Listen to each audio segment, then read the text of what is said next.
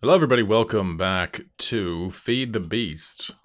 So this episode we are going to set up a power system. And I've got, I think, everything assembled that I need. We're going to build a big reactor. We're going to need to build the first island. And I've been thinking about how we're going to do the island. I've got a whole bunch of blocks here that we're going to use for it. And, oh, we don't need that yet. Basically, the idea that I've been thinking of is that all of the islands should have... Oh, do we have any actual... I don't have any just regular blocks. You know, let's grab some wood. Oh yeah, this is the tree. As it currently exists. It looks pretty bad. So we're gonna need to do some work on that. I got some ideas of what to do with this. Basically, we need to, like, you can see kind of through here that I've been filling it in with leaves. So I'm going to need to get a lot more leaves. And if we fill it in, then we can kind of carve it up and maybe it'll look better than it does. Anyway, so I need the power system. Let's change. There we go. I want the reactor itself to be entirely within one chunk so that I can just use a single spot loader rather than an actual chunk loader to keep this one thing powered, or this thing, you know, constantly loaded. Rather than loading 3 different chunks, we can just load the single one. This will go a lot faster because Nord very generously made me a builder's wand. These are graphite blocks. These are things that are great. You can make them just by cooking up charcoal, which we can get a ton of thanks to that. Do I even have it on me? Thanks to this thing, the charcoal axe that I made with auto smelt. I think it looks pretty good. So I'm thinking each of the islands, we'll try to give it a different look based on its function. So, you know, the islands that are related more to technology will be made out of the graphite and factory blocks and that kind of thing. And then we'll figure something out for the magical ones. Do I have an axe at all with me other than the charcoal axe? Apparently not. If I do this, is it gonna... Okay, that's fine. He also made me a couple other things. He made me a ring of magnetization from Britannia, which is great. It basically just draws items towards you. So that is super convenient, especially if you drop something. So the center of this is... Let's go like this. 1, 2, 3, 4, 5, 6, 7, 8. 1, 2, 3, 4, 5, 6, 7, 8. So the center is like along here-ish. Let's call that the center. It's not going to be perfect because this is an odd numbered platform, but we'll go with that. And I'm going to make this... you know, let's go with 25. And in fact, I need to check... There we go. I'm going to bring up the little diagram that I have of how to draw a circle in Minecraft. So this is 8 out this way, which means it'll be 1, 2, 3, 4, 5, 6, 7 out this way. Altogether, it's 16 across. We want it to be 25. So we need to add, let's add 1, 2, 3, 4. That brings it to 11 that way. And then if we add 1, 2, 3, it's 11 this way. And that brings us to 23. And then we'll go with factory blocks on the outside, which will bring us to 25. So we'll go like this. And let's get that in there. And maybe, well, we'll see. I was thinking maybe I'll just cut this while I set this thing up, but whatever, it shouldn't take long. We'll see. Okay, so the general shape of the island, or at least the surface of the island is done. And then I'm probably, we'll add maybe something coming off this side where we'll put the travel anchor when we have one. And then for the walls, what I want to do is use these laboratory blocks. Oh, I already have some. And then do something kind of like...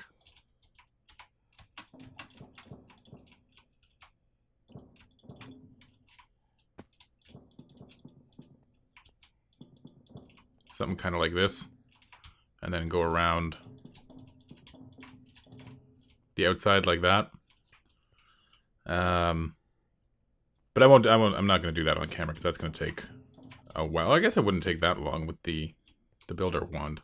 Anyway, I'll show the finished work of that at the end because that's going to take a little bit of time anyway.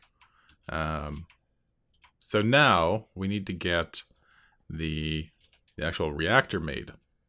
And we're going to stick that right in the center. So let's get the stuff we need for that. We don't need these blocks anymore. For now, we'll keep the lights with us. We are going to need all of these things. There we go. Oh, and we're going to need the cryotheum and the bucket. So we need to start by putting out a base for the reactor casing. We're going to make a 9x9. I'm making the platform this big because I want to expand it at some point into something a little bit larger, possibly 11x11. But for now, we're just going to go 9x9. Or not 9x9, but 7x7. So we got to go out 3 in all directions from that block. And we got to get rid of that thing.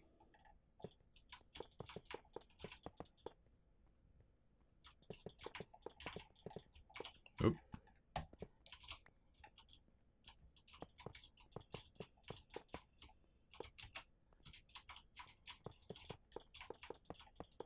There we go. And then we need to put...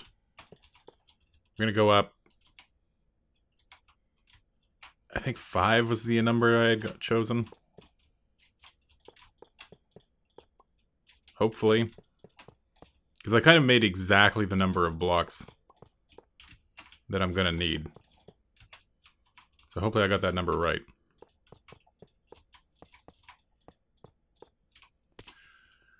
Okay, so that'll be the frame of the reactor. Now we need... put some glass around the outside.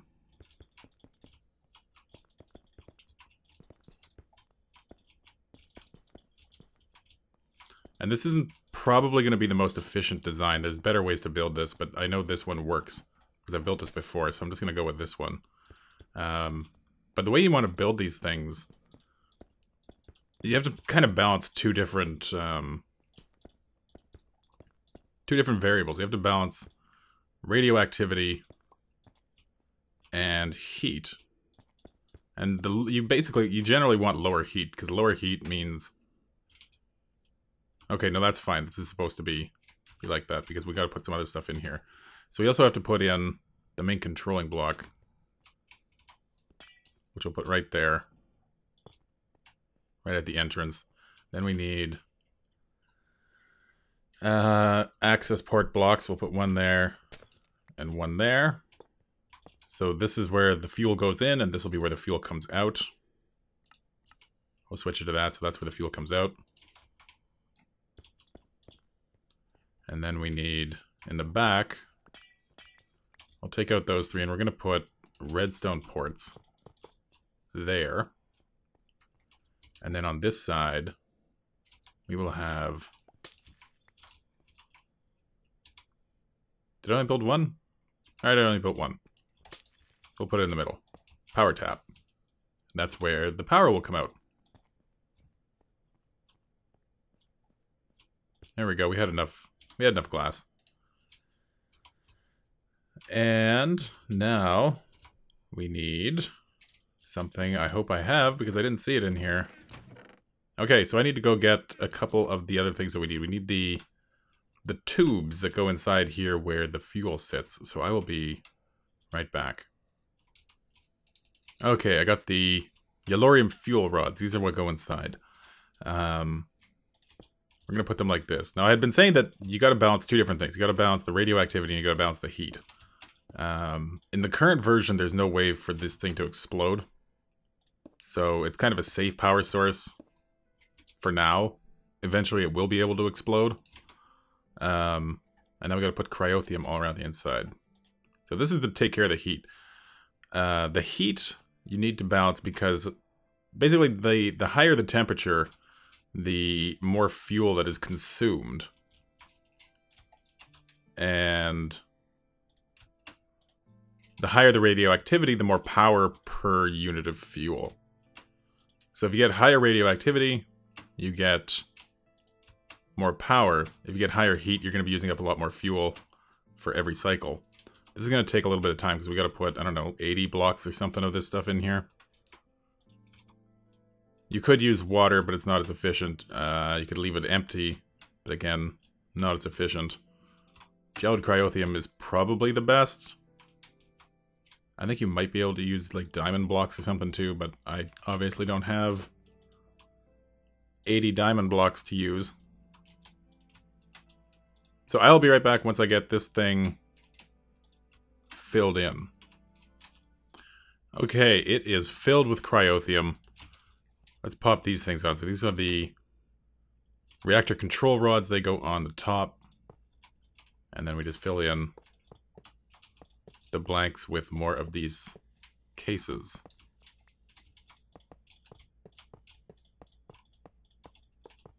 There we go. Okay, so this thing, I believe, is pretty much ready to be turned on. I have a couple barrels. Nope, that was them. And I have fuel. We need those item conduits. So let's slap a couple barrels on the outside of this thing. We'll put one there and one there. Let's turn all this yellorium back into fuel, or back into ingots. This should last for a while. Especially the way that we're going to set it up, that should last for quite a long time, I think. That much fuel. So let's do that. We'll put this to insert. We'll put this to insert.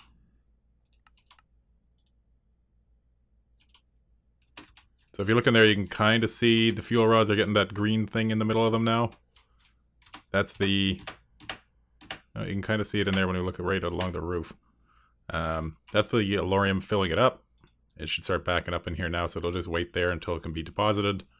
When we turn it on, as it produces fuel to produce stuff called cyanite, which will come out this side, and let us go into that barrel. Yeah, that's already set to extract. So, one more thing that I need to do that I realize I have not made is that we need a toggle switch. I'm gonna go make one, and I'll be right back. Okay, I got the toggle latch. Simple thing to make. 2 cathodes, basically Project Red, just 2 cathodes, 2 of these little conductive plates, and a lever, and then these circuit plates. And the cathodes are easy, it's just with a redstone torch and plate, and the conductive plate is just redstone and a plate. So we're going to need to put that right there, and we're going to flip it back that way so that it's off. And then I have redstone conduit. I'm going to put one there and one there. So if we check this one, we're going to have this one. Actually, let's do this one first. So when you open up the reactor redstone port, you have all these options for things you can do here. You can have it send out a signal. When the fuel temperature gets to a certain level, or the casing temperature, or the fuel mix, all this kind of stuff. Or you can have it turn the reactor on and off when it gets a signal, which is what we're going to be using it here. And we're also going to be using it to output a signal when it reaches a certain energy amount. So, while it's above 95%, we're going to have this side put out a signal. So that one is putting out a signal when it's got 95% power. This side is going to put out a signal when it has less than 5% power. So there we go. This one starts putting out a signal. The latch flips. And now it's putting out a signal in that direction. So this one is going to turn on the reactor when it has a signal. So now if we go around to the front, the reactor is on, putting out 9.7 something, 9.8 thousand RF per tick. Filling up the buffer. Temperature's good. We can see the That's the amount of fuel usage per tick, which isn't that high. 0.27 millibuckets per tick, so it's like 8 minutes or something. I think I did the calculations on for how long it takes to use up one ingot. And it's not going to be running for 8 minutes at a time, usually. Pretty high radioactivity. And the way you can kind of control radioactivity is basically how many of those fuel rods are in a line from each other. So if you did a 9 or 8 all around instead of that one in the center, it would be probably even higher radioactivity. Because each fuel rod would be hitting, 4 to 3 other rods. So now we can see the thing has turned itself off. It's powering down, full of energy, no longer burning fuel. So it's basically automated now. As long as whenever I draw power from this through this side, which let's grab. Where is it? Let's grab a tesseract and power conduit. So we're going to put that tesseract right there. Put a power conduit on that. We'll set this thing. Nord's power in the farm set. I'd put the signalum lock on this. We may as well leave this public. And this will be... Let's turn those off. Energy send mode. What did Nord use? 2, 1. Okay, I'm going to go with 101. I'll go with 100.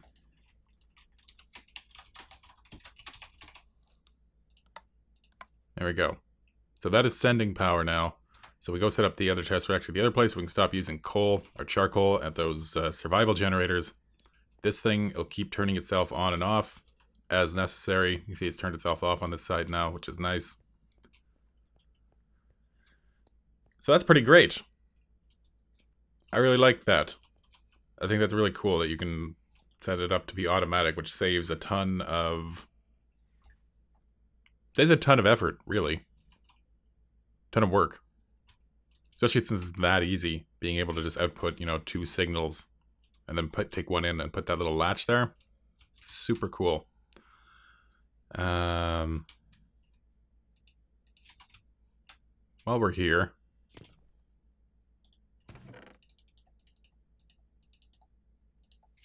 let's get some of these blocks. And we'll bring the lights too. So we'll set the lights up as well. Where's the builder's wand?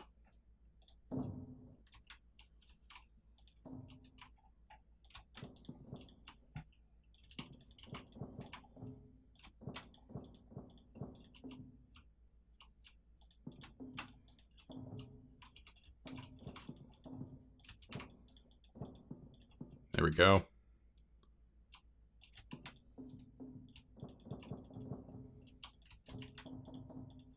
Oop.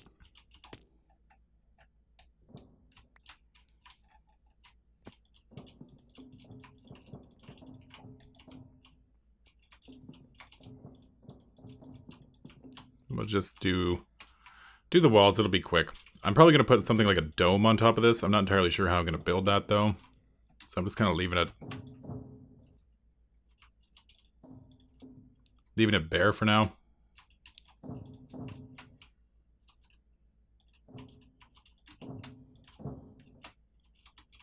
There we go, and then we'll put another layer of factory blocks.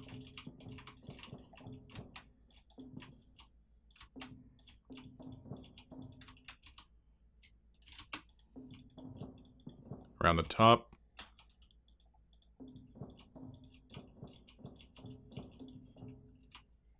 There we go. I think that started to look pretty neat. Let's hit this. So, where do we need to put lights? There's the entrance. Let's put one. So that's 3 in from there. We'll put another one 3 in. From there. 3 in from there. 3 in from there.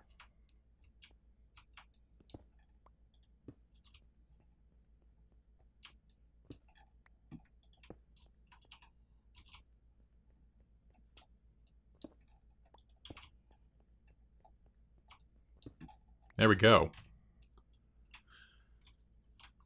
Oh, I can take that back. Alright. We have power. And looks pretty good. So if we expanded this, so this is 7. If we expanded this out to 11, we would need to add 2 on each side. Which takes us out to that. That wouldn't be bad. It would end there, which means we'd still have a fair bit of room to move around in here. Don't really need a lot. The only problem with expanding this at this point would be dealing with the cryotheum in there. I don't know, maybe we could just use a pump or something to pull it out. But yeah, so that'll be it for this episode. Next time, I think we're going to be working on a mob spawner, I guess.